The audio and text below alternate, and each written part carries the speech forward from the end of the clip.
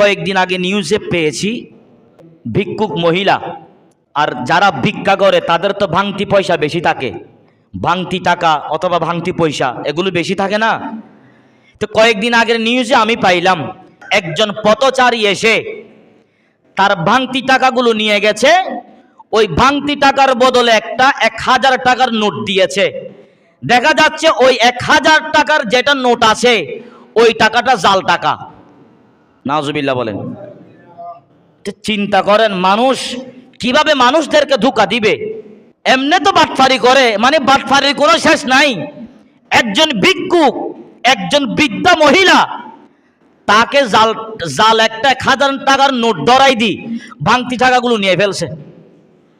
এগুলোকে আপনি কি হাসবেন, নাকি আপনি জিব্বা কামড় দিবেন, নাকি আফসুস করবেন? বললাম এখন মানুষ নাই। আল্লাহ আমাদের বুঝার তৌফিক দান করুক, হেদায়েত দান করুক, বলি আমিন। এই কথাগুলো বলতে আমাদের বিবেকে লাগে, যারা এই টাকাগুলো দিয়ে ওই বৃদ্ধা মহিলার সাথে, বৃদ্ধার সাথে অন্যায় করেছে, তারা তো কোনো মুসলিম না, তারা তো আমাদের মতো মুসলমানের মানুষ, মুসলমান ধর্মের মানুষ।